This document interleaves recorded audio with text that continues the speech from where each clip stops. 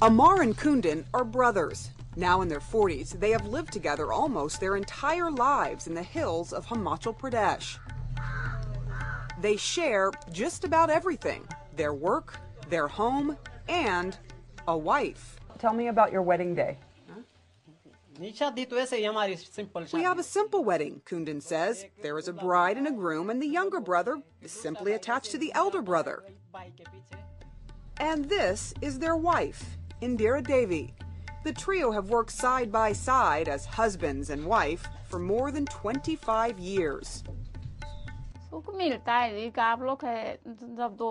It's been going on for ages. My sister-in-law has 2 husbands. My mother-in-law also has 2 husbands, she says. It's called fraternal polyandry, where the brothers of one family are all married to the same woman. It's not common in most of India, but still flourishes in remote parts of the Himalayas. There are about 200 families in this steep hillside village that function pretty much the same, although some wives have 3 or 4 husbands, depending on how many brothers there are.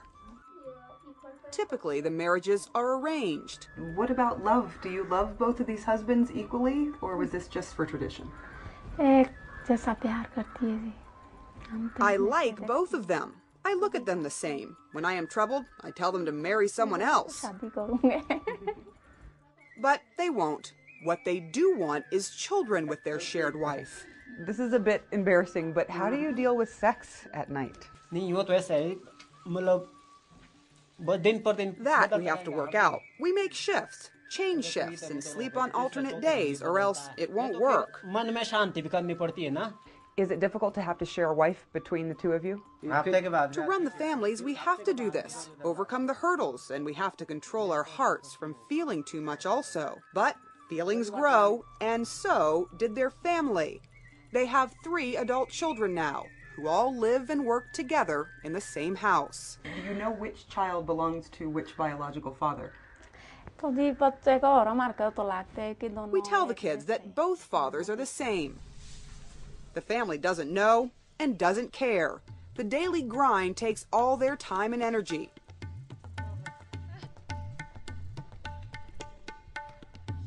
There is no room for vehicles here, so everything is carried by head and hand. Life is simple. And most villagers do hard labor on their tiny plots of inherited land. Younger brother Amar breaks stones for a living in his backyard and at a mine. His wife does back-breaking work in the fields, careful not to step on snakes. In this difficult terrain with few jobs available and very little land to share, one of the reasons that polyandry is popular here is because of pure economics. The practice goes back centuries because land is so scarce in this hill country. If Amar and Kundan had taken separate wives, they might have had to split the family's little land. So they stick to tradition. Do you want this tradition to continue with your 3 children? I feel it is good for my daughter to have 2 husbands, she says. If they marry like that, they will be happy in the future. Her 17-year-old daughter isn't so sure about that. How many husbands would you like? 1, 2, or 3? Team.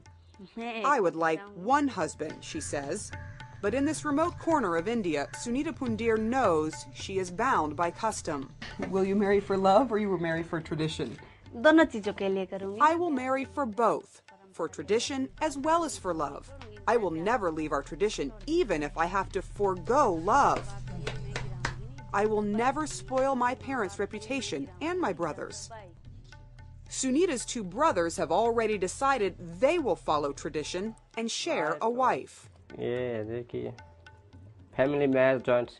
My opinion is that in a family there should be a joint system, he says. The joint system is very good. Family runs very well that way. To find one, they'll have to travel to another village. The gene pool here is too small. The villagers say almost everyone here is related in some way. There's another incentive for polyandry. For every 1,000 boys born in this region, there are about 850 girls. As education and India's rapid modernization seep into this hill country, though, its ancient traditions may fade away. Until then, life for these villagers will be much the same as it was for their forefathers and mothers hundreds of years ago. Sarah Seidner, CNN, Himachal Pradesh, India.